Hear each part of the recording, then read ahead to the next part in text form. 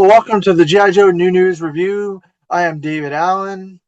The following content was originally intended for the G.I. Joe fan club, but due to unforeseen circumstances, this content will no longer be used in that venue. And so I wanted to share them with you here. I hope you enjoy. Let's see. Hello, welcome to another episode of the G.I. Joe Fan Club Live. I am your host, David Allen.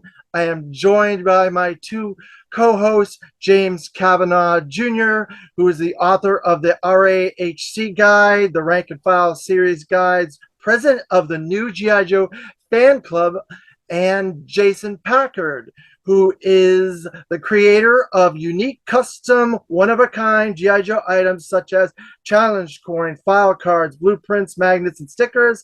And our special guest for this episode are Carson Mataxis, author of Collecting the Art of G.I. Joe, Joe Declassified, 3D Joe's Operation Recall are all projects that he has his name on.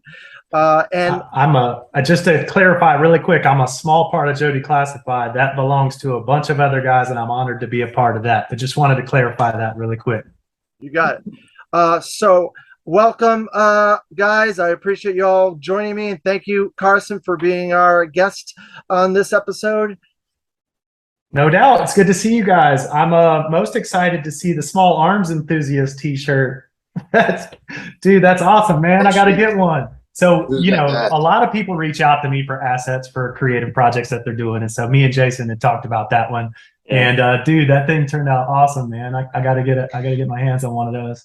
Yeah, I can get you one. Believe it or not, the dinosaur graphic, all I did was take my iPhone, and I used my iPhone to take a picture of it and then cut it out with that. I didn't need any existing pictures of it because they were like, yeah, we reverse Google searched it to 3D Joe, so clearly they own that.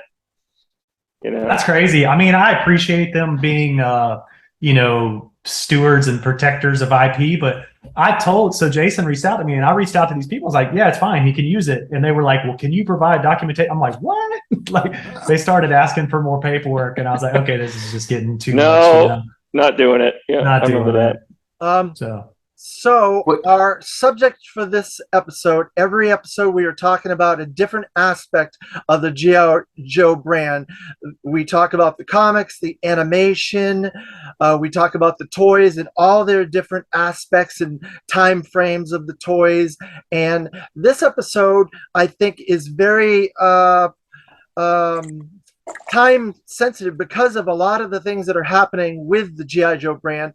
We're going to discuss the preservation of the G.I. Joe brand as a whole. And each of us in our own way are preserving the G.I. Joe brand in our own ways. I obviously am putting out content and things like that to show the future fans out there. They can watch and see the different things that have happened and went on in the history of the G.I. Joe brand. James Kavanaugh obviously documented a bunch of the toys from the late 90s to present, modern era toys, through his rank and file guides and RAHC guides. And Jason Packard has done preservation in a different way. He's preserving it by preserving the actual packages and putting them behind Mylars and getting them graded and preserving the historical rareness of it in his own way by doing unique things. So this is the RAHC guide that James did. This is a coin, one of Jason's coins, if I can open it, sorry. Coins that he created. And then we have Carson's collected version of the art, collecting the art of G.I. Joe. I have such a hard time with that.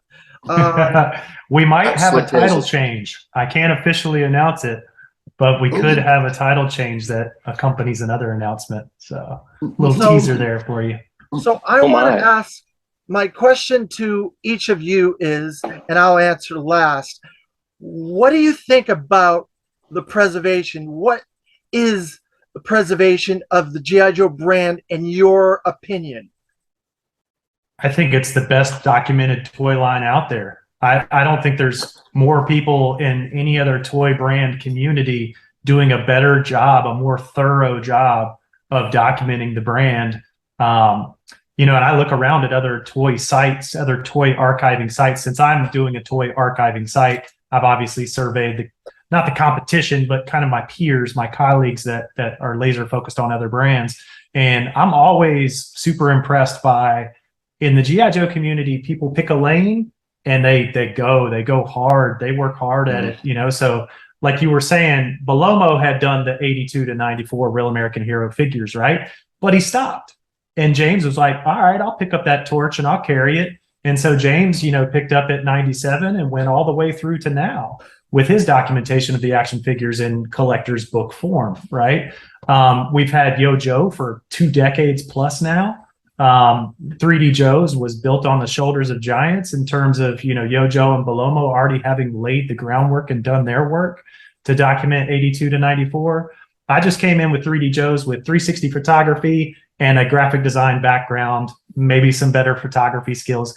I mean, the thing is, I'm anal retentive. I'm super detail oriented. And so I love Yo-Joe and the detail that they had already done. What I wanted to do was do it from a designer perspective, make it more minimalist, mobile friendly, super pristine assets. And, I look back at what we started with in 2012 and I can't stand it. I want to go back and redo all those pages just because, as you do tens of thousands of hours, you're going to get better with something.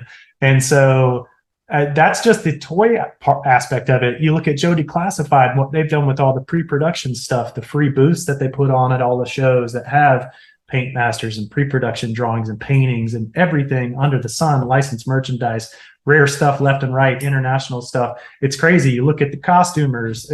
There's rival factions of costuming clubs in the G.I. Joe community, and they're sizable and they build huge props. There's a freaking life-size Thunder Machine out there. There's a life-size Asp. There's life-size jump backpacks that have been mass-produced. So you look at costuming, it's crazy.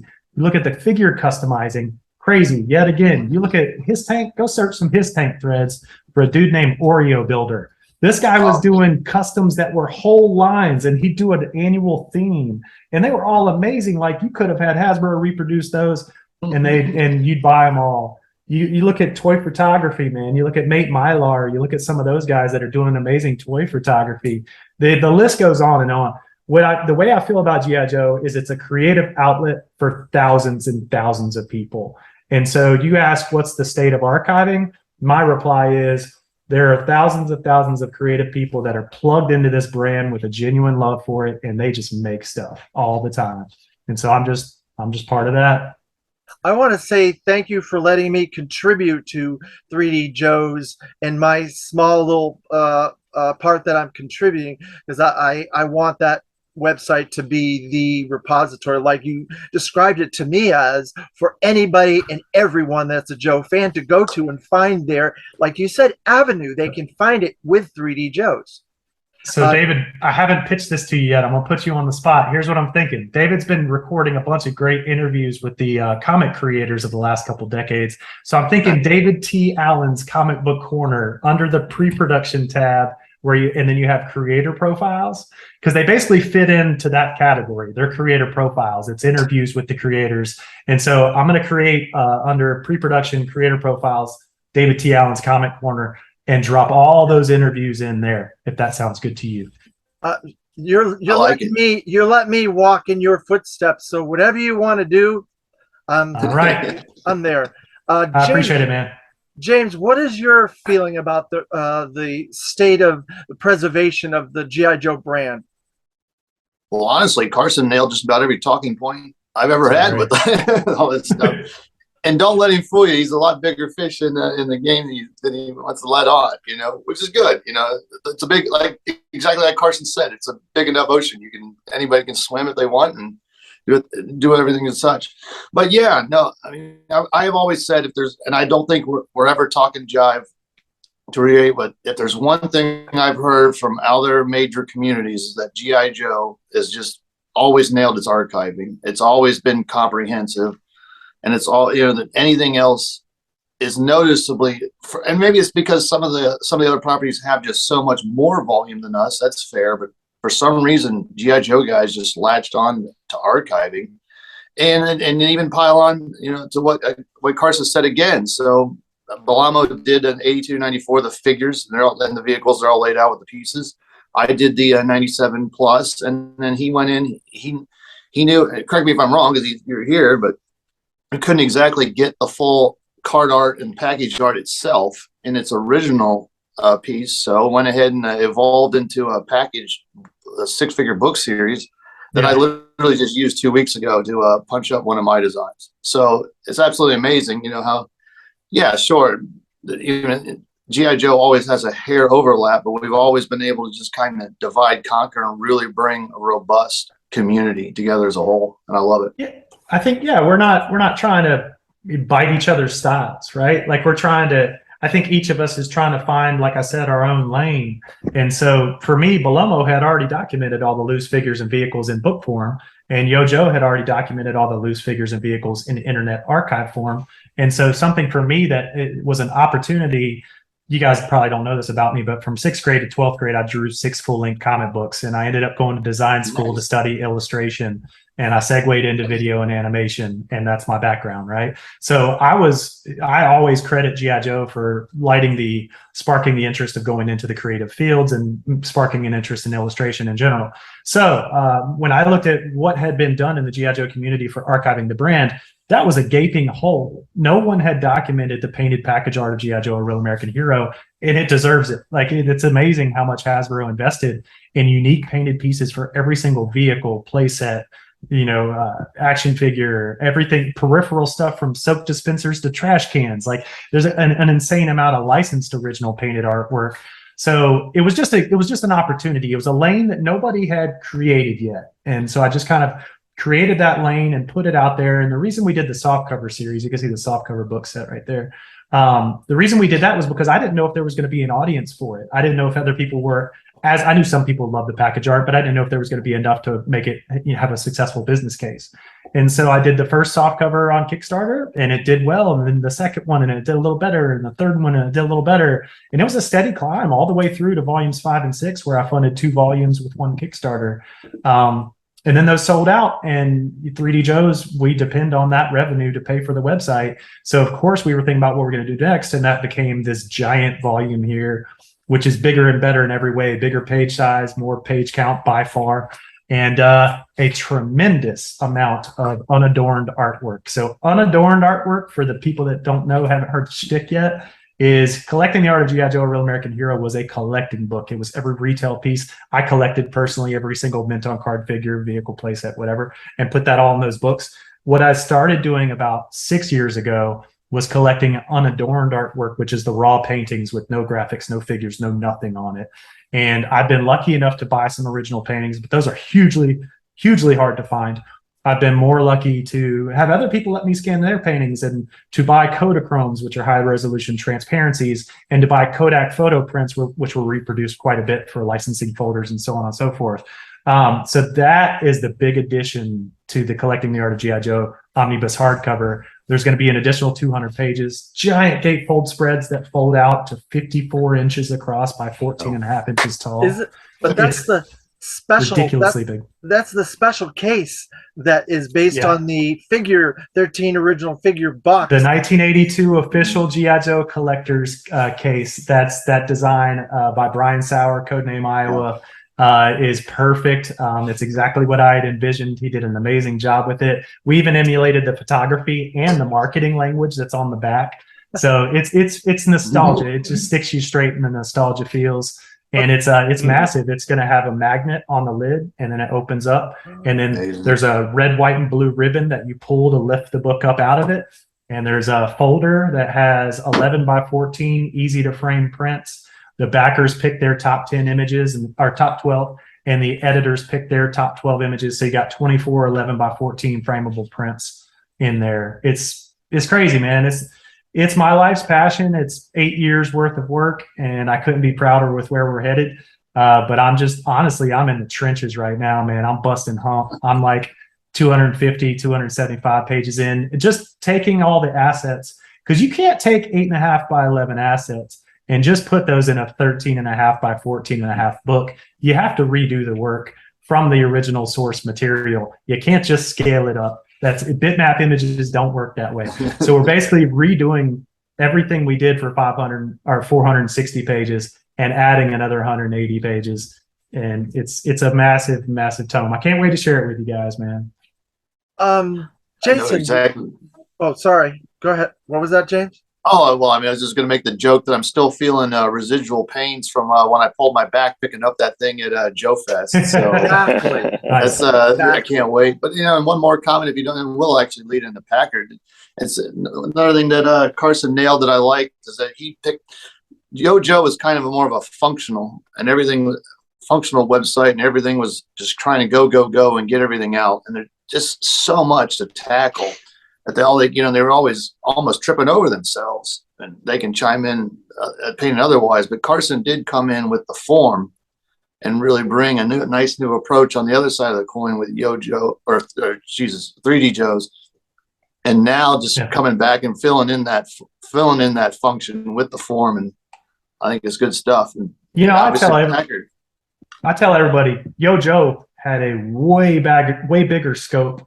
Their desire and dream to document everything from 1964 to now, like that is a huge project scope, and all I'm doing is 82 to 94. So it allowed me to personally like really dig in and be obsessive about every pixel, be obsessive about asset quality. Whereas with G.I.JOE, it was crowdsourced and they depended on dozens and dozens of people to photograph and send stuff in. And that's going to generate a lot of inconsistency and so on and so forth. So there's pluses and minuses. The big plus for G.I.JOE is, man, it's a massive, almost comprehensive, resource. The plus about 3D Joes is it's just more designerly.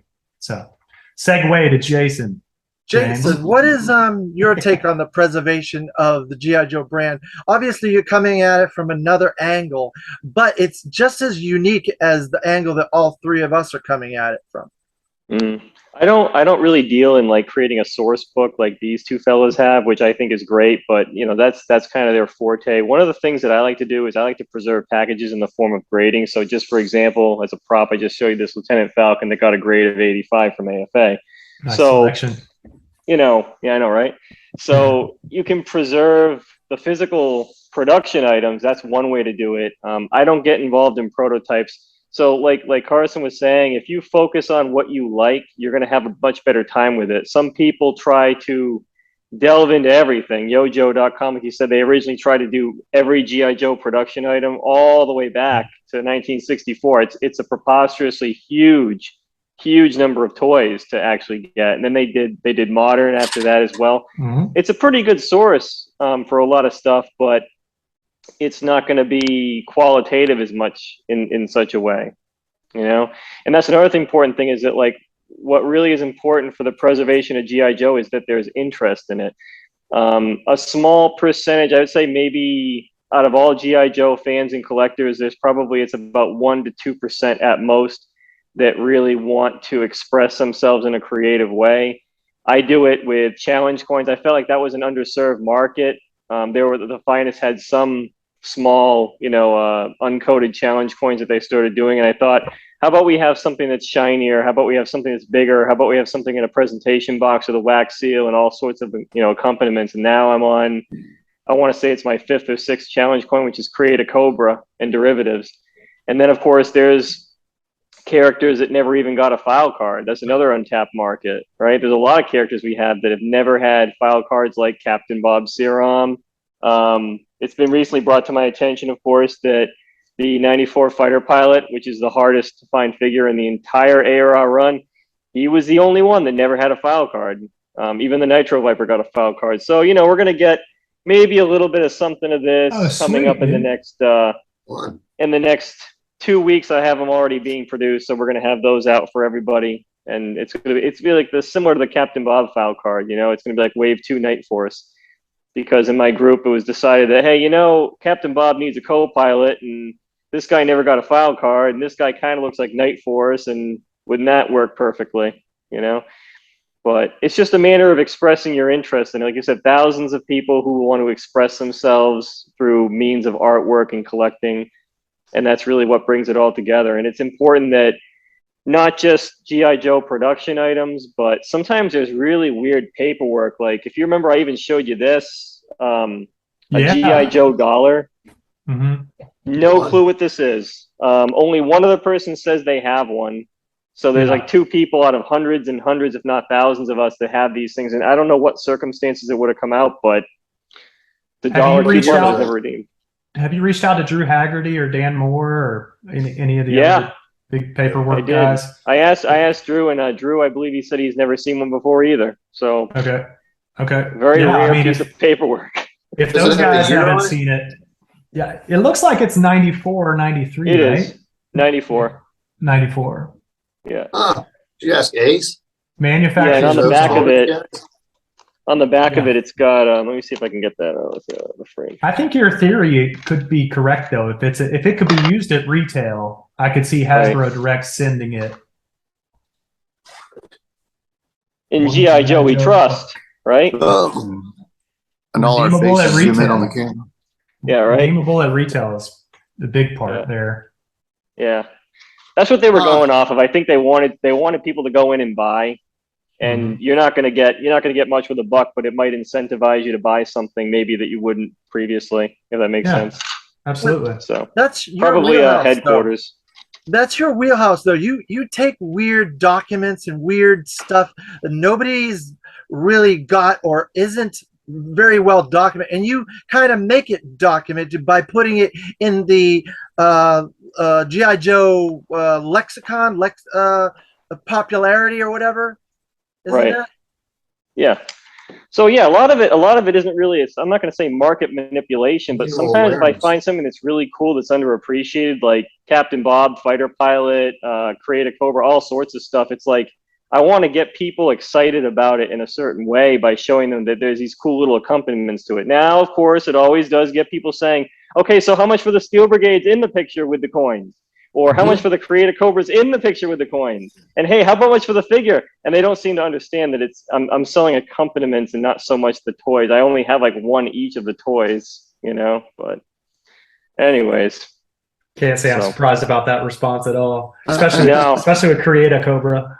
Yeah, I know, right? Yeah. I put that in the background and blur it out with the patches in the front, and people are silly. So how much for the figure?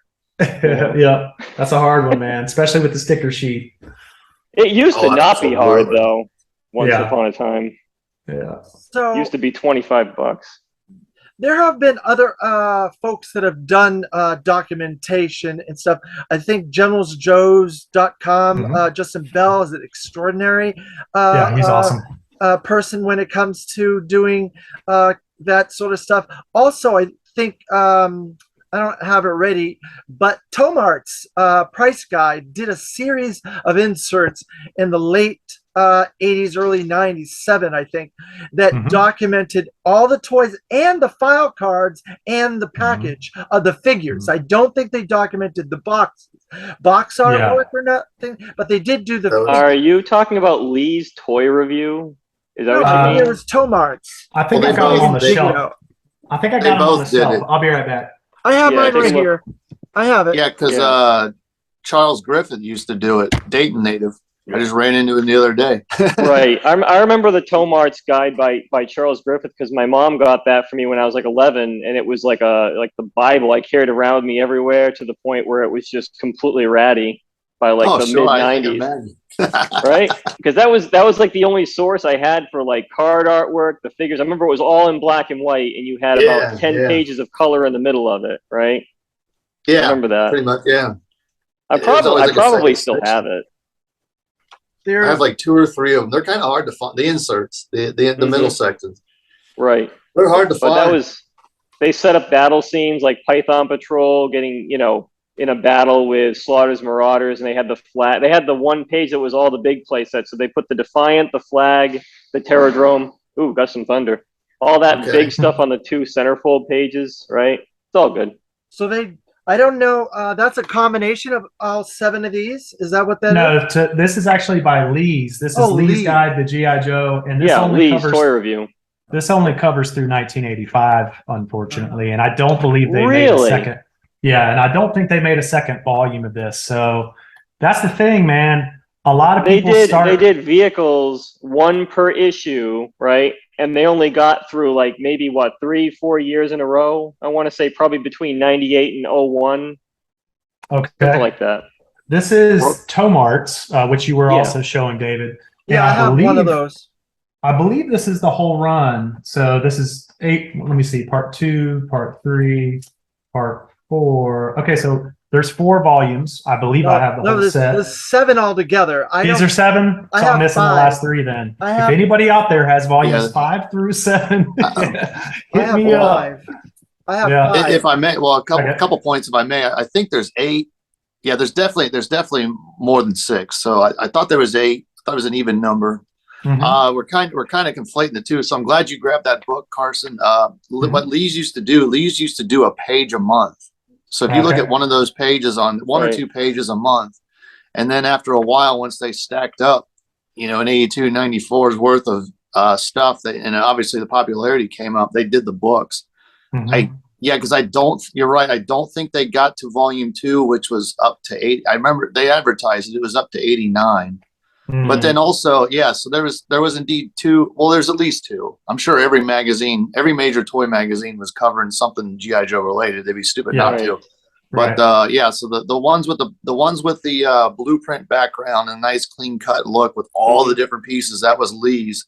And then Charles used to go for Tomart, and he would lay out the file cards, the figures, and any sort of package art because. Well, I mean, they all got samples, but Tomart definitely had a sample of everything. Yeah, there you go. Tomart's is doing also the inserts, right? The little promos. So they were pretty extensive. That's a differentiator as well. They're very extensive. Another interesting thing is about Lee's Toy Review. They at the '94 convention, they published their issue with the Nitro Viper file card, the only figure that was released without one. Yeah. And then ironically at the same show, they released another figure that never ever got a file card. So it kind of like canceled each other out. That pilot. That's awesome. Gotta keep it moving. Also, these are pretty small. Like you can't read these file cards though. Like I'm not trying to denigrate or anything, but I'm sitting here looking at Falcon, and you're not reading that, man. Yeah, it's a novelty. It's just to show you what it looks like to give you the idea of having it. Right. Yeah. They're a little bit. It's all relative to our conversation. That was the original, and then Yo-Jo didn't like it. They did better, and Carson didn't like it. I mean, like just exactly. I loved it. Well, not, you know what I mean, or refined it. I shouldn't say not like it. That was all I had. That was all I had was those Tomarts up until I discovered JoeCon and you, Carson, Dan Klingensmith, everybody was at the same show, and I was like, holy crap, there's all these awesome books for me to buy. Let me get all of them. And I did, and they supplanted my Tomarts guide. But there's also the guides from the guy from James D. Simone. I was just going to bring that. That was my collecting Bible. When I got back into it and started filling the holes, I believe I already had the red book, and then I think the second one's the blue book. So I already had the red book because I was more of an 80s kid, and I definitely picked up the next one, and that was my collecting Bible for a while. There's a lot of errors in that book, and I can't go get it right now, but there's another series that came out. It's an oddball series, and one of the volumes was like a lot of European G.I. Joes had 4 volumes. I got like 2 or 3 of the volumes, and then I can't find the European volume, which is I think volume 2. That's a hard one to come by. I have it in the other room. But so there's been a lot of documentation. Obviously, the Action Force guys, Patty Lennon and Brian Hickey, are doing Action Force. And then we have the G.I. Joe in Espanol, that we have that huge ass, excuse me for my language, volume with 8. David! Language! Well, it's huge. I could go get it. The thing is massive. Huge. You break your back trying to lift it. Hey guys, this is what he was talking about. Just take a look. See that? Yeah. That's the Tomart guide.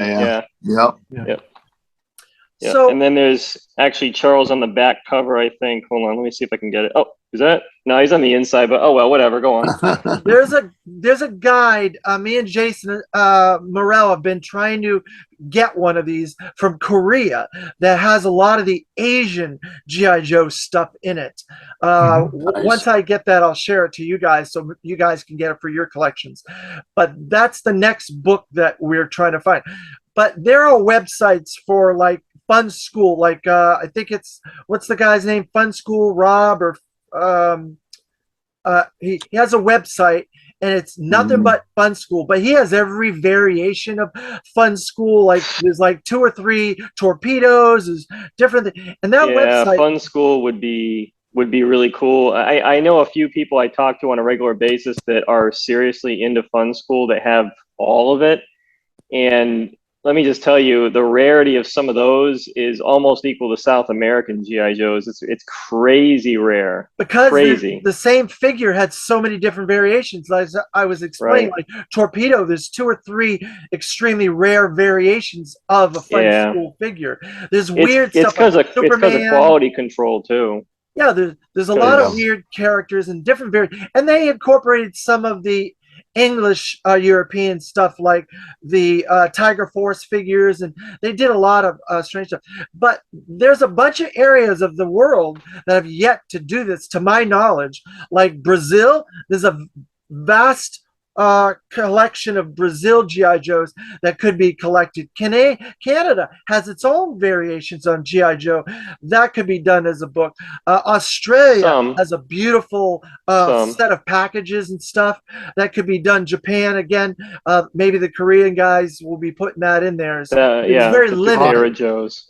Ron Connors did a international book around 2003, and if you're lucky to have it, that thing is highly sought out. Hard to get your hands on that one. Yeah. Now, how many volumes was that book, James? It was just one. Well, he did 3 books total, and that's that's what you're thinking. But the first one was international, and then he did volumes 2 and 3 were 95 to 04. Oh, very parallel in what I did. But he had a bunch of pre-production in there, so they're also great. I've just seen the Volume 1 international one. So. Well, that's the big fish, because I think because his volumes 2 and 3, the I can't think of the name of the guy, but the gentleman that bought the James D. Simone guide put Ron's books in it and then sold it as a pocket version. All 3 of those to give you an 82 to. I wonder if it's that series that I was talking about, James, that has 3 volumes, and I can't find the foreign volume. I got the other 2 volumes, but I can't find. I wonder if that's probably. I have to go dig it out, but I don't want to run off and go and get it. Probably Ron and Gal. I apologize. I'm not even going to try, but there was a second gentleman that he paired with, and they both did it. But yeah, hands down, everybody wants the foreign volume, and I think the worst part is he lost. I could be wrong. We'll check the comments for the clarification, but I think he lost the files as to why he hasn't reprinted it. Because he would, making some easy cash simply reprinting it. So start there. No, yeah. Go ahead. I've heard the same thing, that for some reason he doesn't reprint them. But now, on top of all these websites and books and things that have been put out over the decades, there's also stuff on the 60s Joes. I know for a fact Daryl DePriest did one of those books, and that's a whole nother thing. There's like 4 or 5 books from the 60s that I'm aware of. Absolutely. And my friend Matthew McKeeby has built out vintage3djoes.com, and I believe everything's covered there. I think he's done. I think he's completed the task of 1964 to 1976. I think every figure, playset, clothing, accessory package, whatever is documented on there. So 60s, 70s collectors, go check it out and let me know if I'm wrong. But I think he's done. He's always upgrading, and when he finds new stuff, he adds it. But I think that's done. And then 3D Super Joes actually documents the little known Super Joe line from 77, 78. And that's all, I believe that's complete as well. So we've managed to knock out 1964 to 1994 under the 3D Joes banner. And we're hoping to extend that further. It won't be the load that I can carry because I'm carrying enough right now. But, hopefully more to come on that. Yeah. if you focus on one specific segment of GI Joe, it's not insurmountably hard to collect all of it.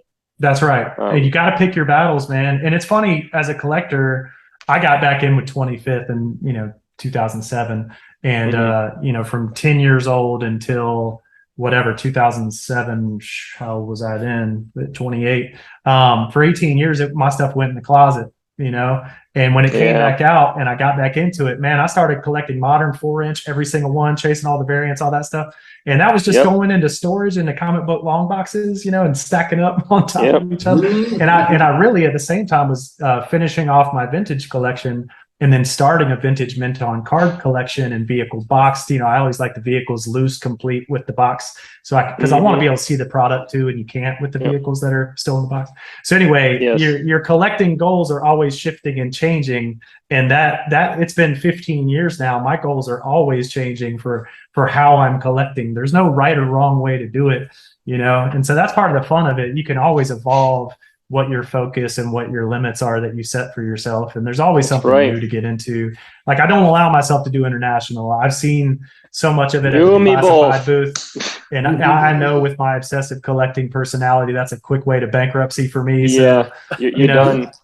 I've gotten into like with pre-production. When I first met with Rudat, he sold me kind of a variety of things. And I was like, oh God, this is bad. So I decided to narrow it. I narrowed it just to Snow Serpent, and I sold the rest off. I was like, get it out of here. I'm only doing Snow Serpent. And of course I do Lieutenant Falcon. So whatever. I do 2 figures. Give me a break. But I'll put it to you this way. You have a very, very good point there. If you go down international, that's a deadly, deadly path. And I won't do it. I think I own 3 international figures, but 2 of them are so close to ours. It's the Storm Shadow from South America, and the Spirit from South America, because their plastics were of a better quality, although more flammable. They also weren't susceptible to fading really bad. So again, I hardly consider those to be really foreign because they're very similar to ours. But I do have a Tiger Force Outback, and I'm done. That's it. Those European Tiger Force figures are cool. They're very tempting. And the South American Eco Warriors are really cool too. There's some cool sublines where it's like, they got figures in that deco that we didn't get. And so now my subline feels incomplete because I know those other characters exist. And that's where international really pulls at me. But I've so far I've fought it. Some of them are easy. The South American Eco Warriors, you can usually pick up all of those for not a lot of money if you want to get nice carded ones. Even they're not crazy money, Really? But I want to say I've seen the one that looks like DJ. I think it's called Toxico. But there's like 4 or 5. Biologico. Biologico. That's it. I couldn't think of the names, but I want to say you can get them for like 100 to 150 each. They're not ridiculously expensive. And then there's like South American ones, as you know, where if they're mint loose complete, there's sometimes $1,000, if not more. The Argentinian ones. So the simple A to B is they're just newer. And I think the plastic's a little better, so they don't break as easily as the high-end ones. Right. I agree. And I like, for example, like there's the White Cobra Mortal that came with the convention set. That's perfectly fine as a Cobra Mortal for me. It doesn't bother me. I like that. So as Carson said a couple different times, there's different lanes in the preservation of the G.I. Joe brand as a whole. There are books that are being written by, what is that? That's his timer. 9 minutes. 9 minutes. Books by Roger Taft and Josh Eggleston about the comic books of G.I. Joe. They're on the 3rd volume that they're working on. After Action Report. After Action Report, right? That's the preview version of that. And there are also books about the preservation of the G.I. Joe animated series. They did 2 volumes with a lot of content. That's Jim Sorensen. They were produced through IDW. Yes. The Field Guide. Right. And so there are people that are in, like you said, all these different avenues trying to preserve the brand in their own way. And 3D Joe's obviously is covering the entirety of the G.I. Joe brand, I believe, because it does cover all the toys, comics, art, pre-production, all kinds of other stuff, if I'm not mistaken. Right? There's always room to grow, man. There's always Carson. Right. Carson needs to give the guy, anybody working on 95 plus, a kick in the pants and get it going. I wasn't going to call you out, man. You can call me out. No. So I mean, I you know how it is, man. We all have goals, and we all have ambitions of things that we want to do. And, you know, my thing for 2022, it was going to be the year of pre-production on 3D.JOEs. And I started building out these pre-production. If you go to pre-production and go to figures, you'll see some 82 and 83 pages, and they're awesome. And they're due in large part to my friends at G.I.JOE Declassified sharing assets with me. But I just literally can't do that and work on this omnibus hardcover that more than 3,000 people have pledged toward. And so I'm busting my hump on that right now. I'm laser focused on that right now, while also working with Ron Rudat, Mark Pennington, Kirk Bazigian, eventually Bill Merkline and Doug Hart, and those guys to create Operation Recall. So those are my two big things right now. And so I just can't put time on 3D.JOE's pre-production. But trust me, man, when I tell you, when that book is done, I'm going to be working on Operation Recall, and I'm going to be back to building those pre-production pages on 3D.JOEs. And it's just setting new goals for yourself every month, every year, every whatever. I think this is a way of life for me, and I don't see it changing for decades to come.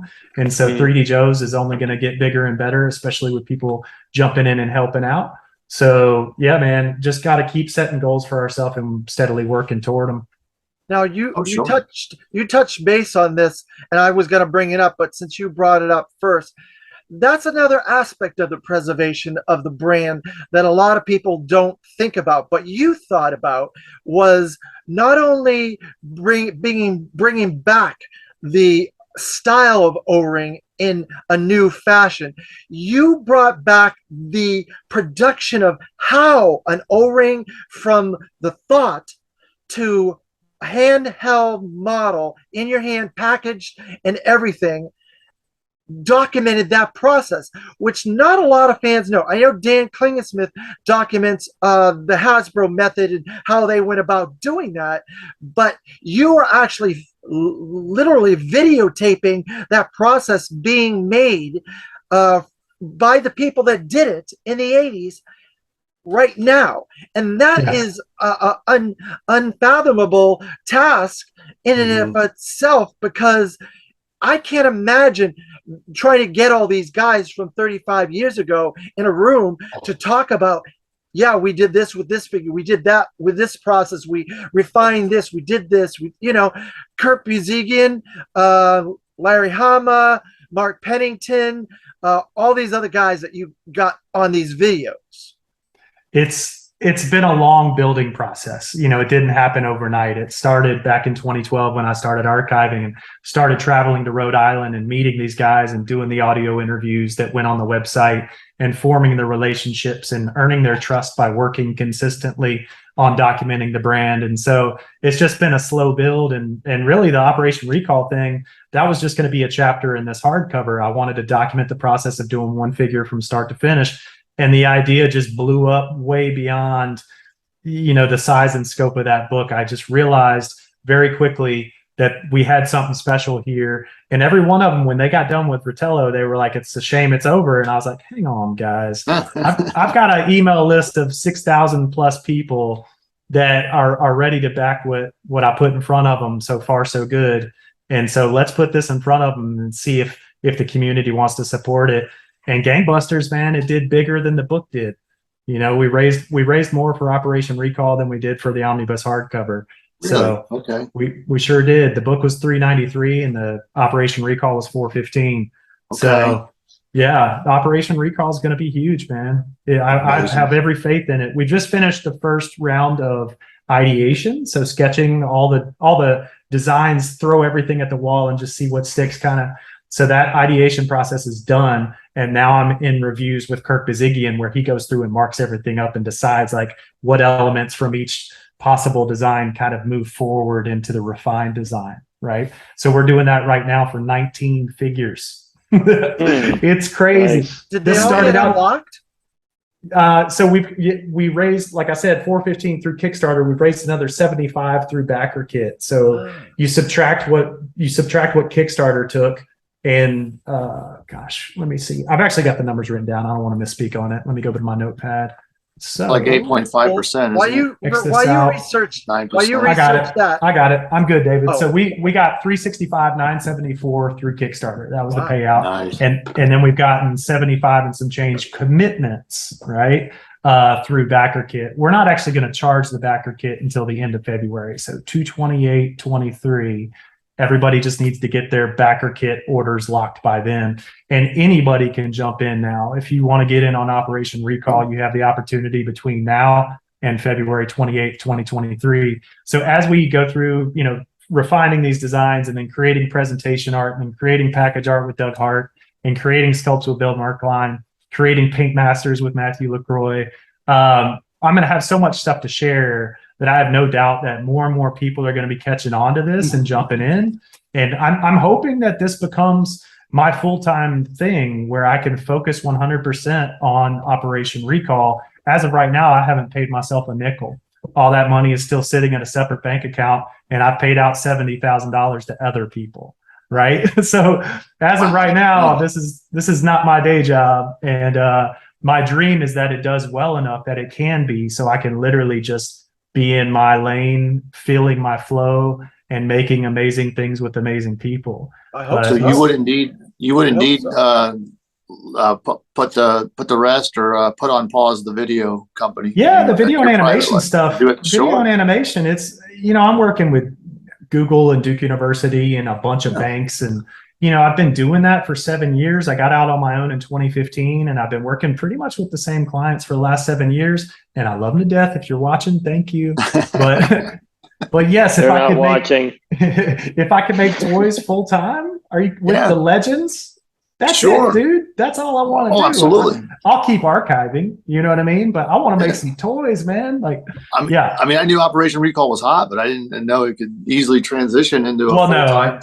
I'm not saying it's going to easily transition. Well, not easily. I shouldn't say easily, but yeah. So another cool thing, and I've talked about this a little bit, but I don't go too in the weeds on it, is that when I made this agreement with all these guys, I told them we're going to profit share, and here's your percentage. So if and when Operation Recall turns a profit, they all know what percent they're getting. And yeah, it's going to be good for all of us if it does well. You know what I mean? I'd like to segue into obviously the home for G.I. Joe, Hasbro, and how they are preserving the brand. They did up, and I think it was 2019, the G.I. Joe Hasbro not Facebook, but website. Pulse? They did. No. This is G.I.JOE.com. They actually put up G.I.JOE.com.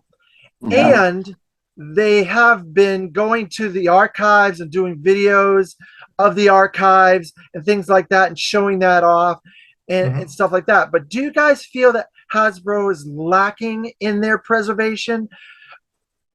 If you'd like to bow out, Jason, you're more than welcome. We got a few things left to talk about. I've got a completely honest answer for that. They're not. Is Jason taking off? Sorry, Jason, do you need to bounce? Probably in the next maybe 10 minutes or so. Yeah, but go on. Okay. I was thrilled to see G.I.JOE.com come online with some pretty robust content. I think the design looks great. I feel like they haven't updated it in a couple years, though. If you go to it and if you look at the latest comics, just scroll to the bottom. It's got Snake Eyes the movie. It's got G.I. Joe Wanted for Crimes Against Cobra, that series by Mike Allor or James Allor. Yeah. It's got G.I. Joe War on Cobra. I think they, it's got the Wave 1 figures still photographed there. They've changed. I think they've changed some of the figures to the second wave figures, like Beachhead, not Beachhead, the Zartan and all them.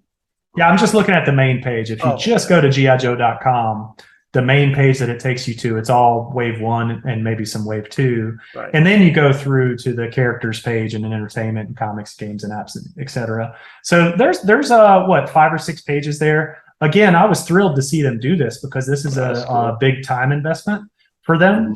They're promoting G.I. Joe, A Real American Hero, the comic, which is still going by Larry, which is awesome.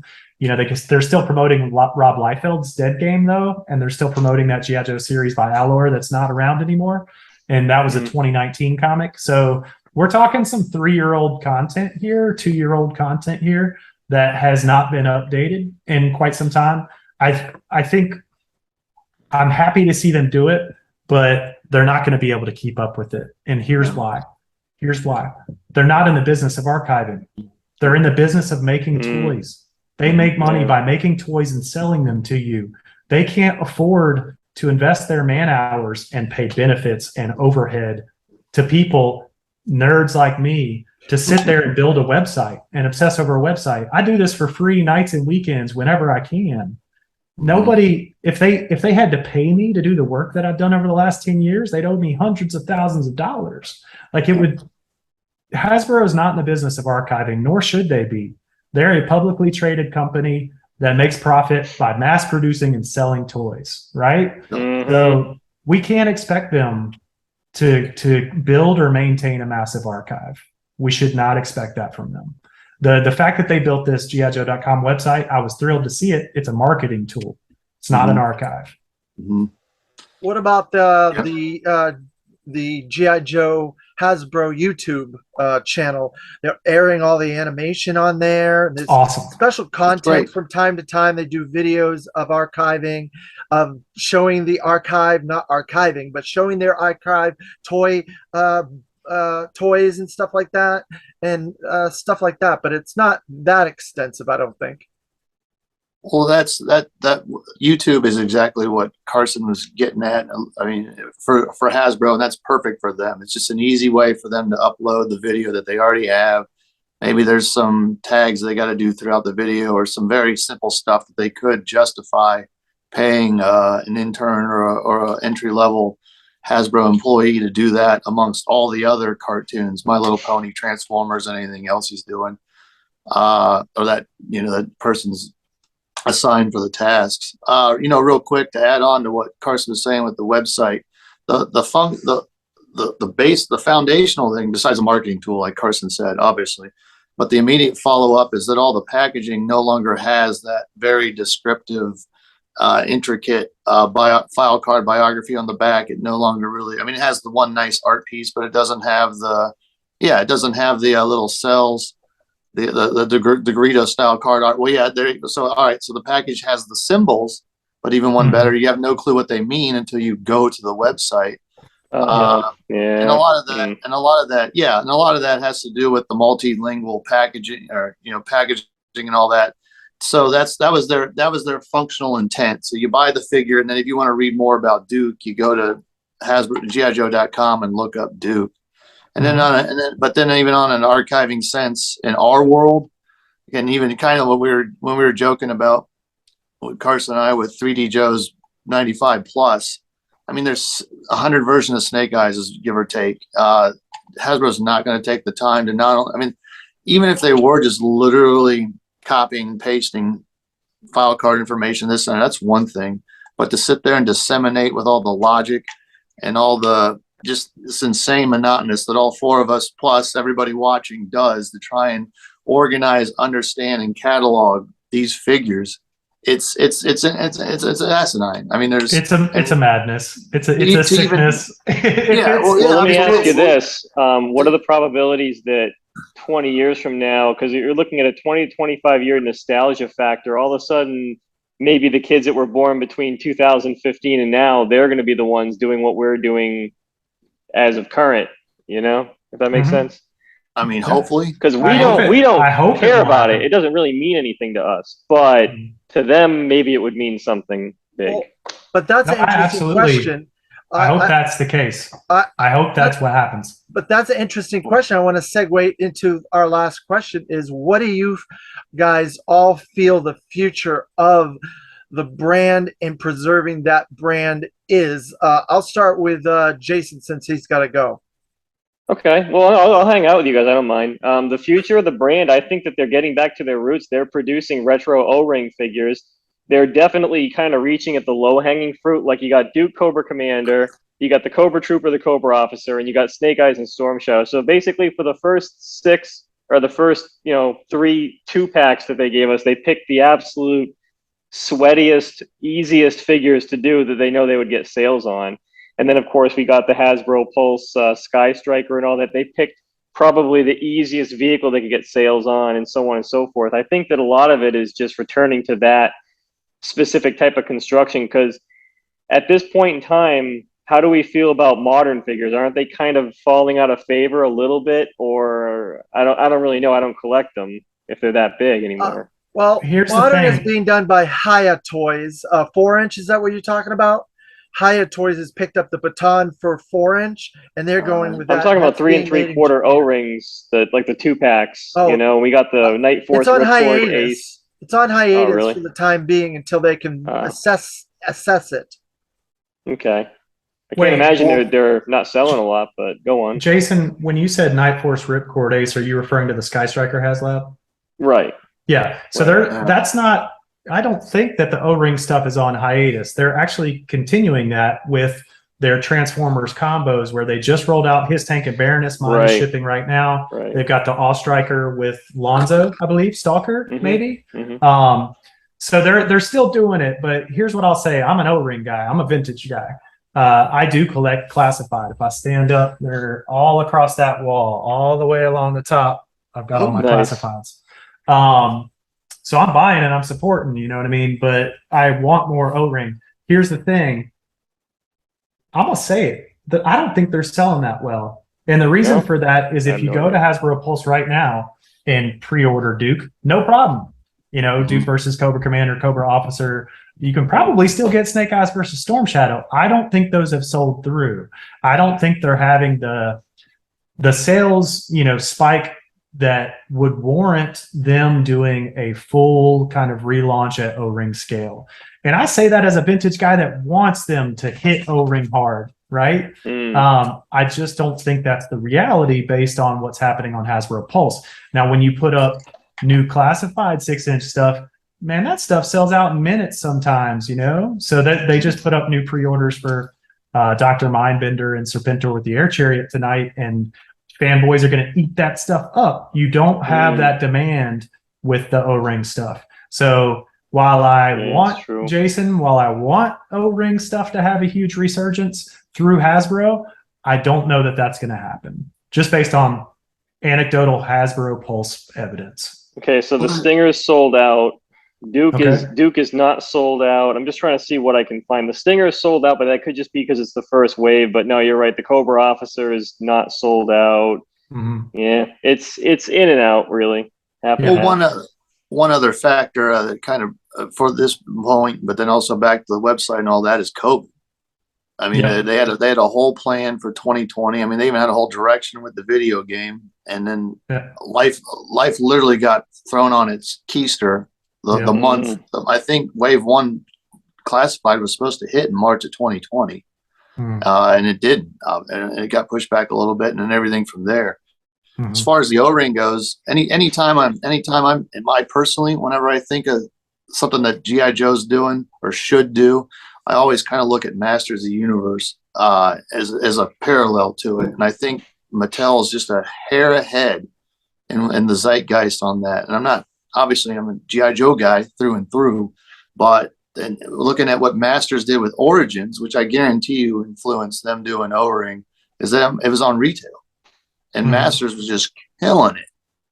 People, I haven't seen Masters since 2002. Well, no, there's been a couple hundred 8-inch figures priced between them, but they weren't aware of it because it wasn't in retail. Yes, it was like direct to consumer. It was Matty Collector. They were amazing toys, but the average consumer, like me going through Target in 2007 and reconnecting with 25th that used retro packaging, to your point, James, Masters of the Universe is nailing that right now. Yep.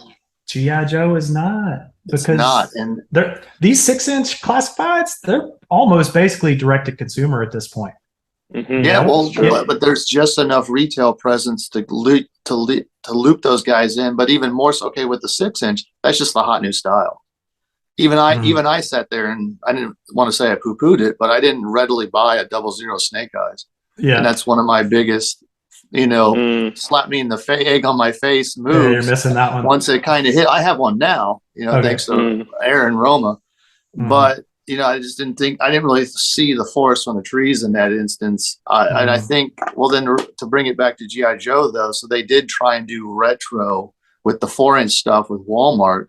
But even that was kind of 4-inch, I think, as a guy that writes books on them or, did them all, I think we're kind of saturated. And so I think the fandom is ready for O-ring, but you're not really going to get that full return if you have to convince these people to go to the website. That's just the honest truth. I agree with there's a large enough toy, as a guy that does shows, there's a large enough percentage of the toy community that's surprisingly not online or doesn't deal with the minutia to know or even care or even deal with it. They want that walk in and grab a G.I. Joe while they're picking up. And that's why kids. Classified has made some very big strides, because a lot of them were in Target and Walmart and other stores, right? The O-ring stuff it's just online, and that's the problem. Is like you're probably removing 50 to 60% of people that would buy them.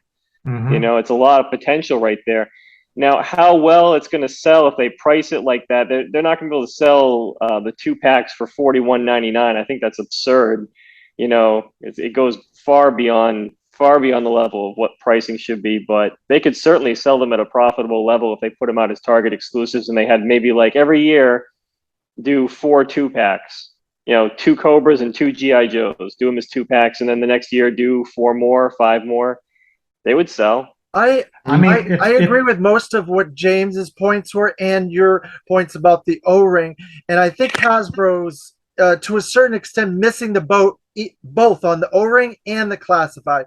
They did the classified retro package where that could have been more retro designs of the classified figures, which they incorporated into the mainstream classified, instead of using their original premise of classified, slightly making them more futuristic, alternate versions of the figures and updating them and adding cooler gear and stuff. They could have did the retro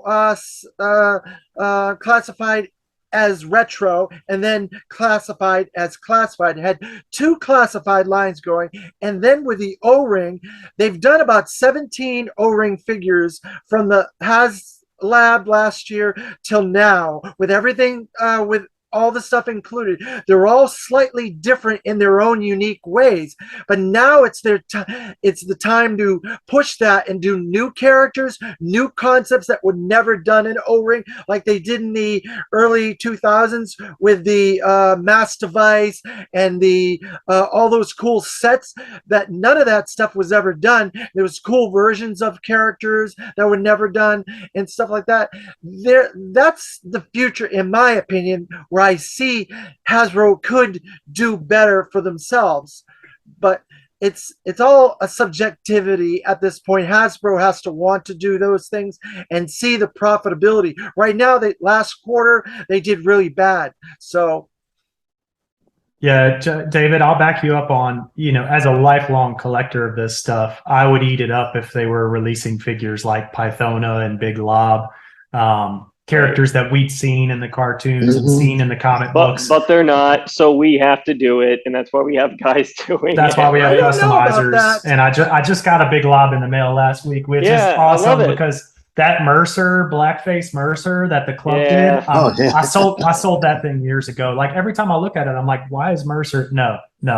So the custom Big Lob I just got is awesome. But I think Hasbro may be doing it. Oops. Bye, James. The counterpoint to that, though, David, the counterpoint to that is that Hasbro, and I believe, Jason already touched on this, they're going to do the things they know will sell. They're going to do Duke, Snake Eyes, Storm Shadow, Scarlet, Roadblock, Cobra Commander, Destro, Baroness. They're going to do those people first because they know the majority of their audience is going to know those characters. If they started out with Quinn and Big Lob and Pythona and whatever. And Bongo the Balloon Girl. And Commander Apple.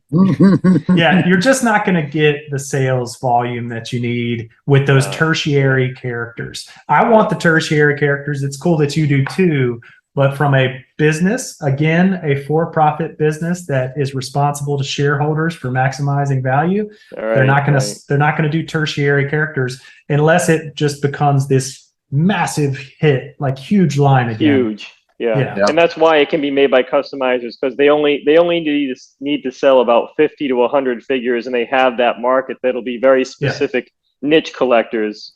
And those customizers are happy with their margins. You know, they're not making a killing, but they're enjoying themselves, and they're filling a need that the community has expressed for years. And people know it. People know them. They can talk to them about it, and they have a celebrity spotlight briefly. You know. Yeah, Luke's toy box, man. Just the head sculpts he's doing that look like the cartoon accurate versions of the head sculpts. So cool. Some of my favorite stuff. I can't believe how good those are. Those are great. He's nasty, man. That dude is so talented. Every head he puts out, I'm like, send me one. Yeah. I'm like, I worry that I'm going to miss some. You know what I mean? To your point earlier, there's people in this community, if you brought them all together, you could compete with Hasbro at a very easy level, and Hasbro would be out of business. Well, G.I. Joe. G.I. Joe. You know, and I don't Let's not say that on the G.I. Joe fan club. Yeah, no, I don't think any of us. I know, right? Come on. It's just I don't think any of us want that to happen. What I would say, none of us want that to happen. No. We live, sleep, eat, breathe G.I. Joe. We love it, and we want the company that owns the IP to be very healthy. But what I will say is we do have to be realistic and pragmatic about what can they really do and turn a profit and reward shareholders, right? They can't make Bongo the Bear, Python a Big Lob. They can't do the things that necessarily us 1980s collectors would love for them to do. So we have to look at it practically, like, okay, they've tested the waters. Like you said, they've done, 25 O-ring figures? That's more than I thought. 17. 17. Yeah. So that's still more than I thought they'd announced, and I pre-ordered all of them. I just haven't been counting them like that. It's 17 more than we thought we'd ever get, really, at this point in time. Right. Well, I remember going to JoeCon and talking to Daryl DePriest when he was vice president of Boys Toys, and or whatever his title was, but it's the similar type title that get boys out of it. But anyway, and Daryl was saying, we will not do O-ring again. We've gotten rid of all the tooling, all the hardware, everything we would need to make O-ring. It's not going to happen. We're committed to 4-inch, And so for us to be, flash forward 5, 6, 7, 8 years, and Hasbro's like, no, it's cool. We'll invest some money and redo those molds and make those figures again. I'm thrilled that they're testing the waters. I hope it goes well. If you guys that love O-rings have not gone to Hasbro Pulse and purchased them, go purchase them. But it's not the 80s stuff. They're working with different factories. It's different materials. It's different processes, and don't expect exactly 1980s stuff. I've seen some complaints about paint apps and stuff like that. But like I said earlier, legs don't bend all the way. Different. Sorry to interrupt you, Carson. They're all slightly different. If you take the new figures, they have silicone O-rings. They have PVC hands now, so the thumbs don't break and they move. They didn't move before, and they didn't more closer to the animation, before, anyways. Original animation cartoons and stuff. So they're not exactly, they're different, but they're an addition to your O-ring collection. Yeah, and like the Cobra Commander Duke or cartoon color palette, so the color palette's totally different. You were going to say, James? The quick caveat to what go ahead, Jay. Well, I thought I said Jay, but James. But go on. Sorry. The quick caveat to what Daryl was saying when they were obviously it's hard to say everything at the same time, but hearing it all together, the caveat was that the final reason why they destroyed the molds. Well, they didn't want to pay for the storage costs, but then they also did a cost analysis, and if they ever wanted to do O-rings with today's molding and production technology, that they could just create 3D renderings and then create the molds however they do it. That's outside my wheelhouse, and it was overall more cost effective to start from scratch than it was to hold on to the vintage tooling. Gotcha. And I believe they did lose a lot of that tooling in a ship accident in the Atlantic. A huge ship that they had a lot of that went down. They lost the Tomahawk, the Sky Circle, Duke, Beachhead, a whole bunch of other mold that stuff, from what I understand. Well, they were shipping those molds all over the world. I've never heard the story about the ship sinking, but I've certainly heard that certain molds didn't make it back from certain countries, or they just got worn the hell out. Some of them were stolen, and also at the same time, you can only use it so many times, and after so many years of just running massive numbers of these things, they wear out. You got to figure every vintage figure was between 6 and 8 million. Eventually, they can't use them anymore. You know? Yeah, there's a shelf life. So I wanted and to some ask countries didn't clean them as well as. That's right. You got to clean and maintain them. I especially heard India killed the Sky Striker. I think South America killed the Defiant and Payload. You know, heard different stories, and it lines up. And some of these stories, you know, as an archivist, you start to look at dates and how things happened. They showed Payload version 2 as Payload version 3 for Star Brigade, but then we ended up getting Barbecue version 2 instead. And if you look at the time that the Crusader was released in South America with that version of Payload, it probably just didn't make it back from South America. What does the South American Payload look like at all? I don't know. Again, I'm not an international expert, but I do know that they made the Crusader with Payload. And then they probably just used it so much and it heated up too much, and then in the end it just went to scrap metal, and that was it. Yeah, they either wore it out or they lost it, or something. We just know Hasbro had to change direction and use Barbecue instead because that mold wasn't available. And that's just a total shame. Yes. When you think about it. Yes, it is. Because that Payload version 3 with the green and white was awesome looking. They showed it in the catalog. You know, it's like that, would it have been too expensive for Hasbro to just redo it and make another one? I mean, you got to figure that's 6 million payloads they were going to sell over the course of 2 years. It's worth it, right? I'm betting that they I will say not care. I'll say 2 asterisks there. Number one, the figure that I've heard for mass production of these figures in the peak around 85, 86 was 1 million. That's just US though. So maybe your number might include international. The second thing I'll say is that I don't think it was a cost thing. I think it was a timing thing. Because if you think back to 1993, this was the year that they blew it up with the most figures they'd ever made. I don't think it was a cost thing. I think it was a timing thing. Because if you think about it, that mold was gone. And if they didn't have the original 2-up sculpt wax copy or whatever, how are they going to get new molds cut? Yeah, this wasn't the day where they had 3D scanning and they could send digital files and that kind of thing. They would need to get something to the factory to get them to cut molds. And the factory's probably just like, you know what? We can't find that Payload mold. We got this Barbecue one right here. Okay, sure. Just use that one. You know what I mean? Because they were just cranking out figures at that point. It was weapons trees. It was, they were mass producing. They were going as fast as they could. Yeah. It's true. It's true. Well, G.I. Joe fan club members will know by now with issue 1, or Chris Murray, that the battle scanning technology was supposed to be the big launch. And I don't know if either of you have heard of that, because we're playing this partially in the future. Oh, you have not? I didn't know. Well, sure, and we'll talk about it after the show because it gets cut forward. But yeah, the battle scanning technology was supposed to be the big next new thing that they implemented and pulled back and Chris Murray will tell you all about that in issue 1. Cool. But to the point of the conversation, that it would have incorporated into the feet. It was a sound thing to incorporate the feet and all that. So they had to ditch all that, and that's probably the underlying reason why they used old legs and torsos besides cost effectiveness. So I want to segue into one last quick question, and this I want just a yes or no. Do you believe that the G.I. Joe brand as a whole is in a positive momentum going forward for the future or not? Just a yes or a no. Carson?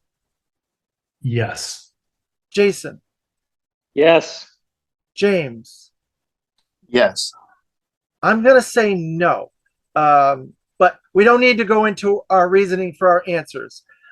So I want to thank my co-host James Kavanaugh Jr., Jason Packard, our special guest Carson Mataxis. I also want to thank Brian Sauer, who's our tech guru, who's doing our editing and our special effects in the beginning and doing some other stuff for us on this series of G.I. Joe Fan Club Live. I want to also mention the members, the G.I. Joe Fan Club. This is extra content for those members of the G.I. Joe Fan Club on our Facebook page and on our YouTube page. You can view this extra content. If you have any comments that you would like to ask us questions or suggest new subjects for us to discuss in this series, feel free below. Thank you guys very much for your time, and we will see you on the next episode. Yes, and thank you, David. Yo, Joe. Appreciate all the energy and effort, brother. Thank you very much.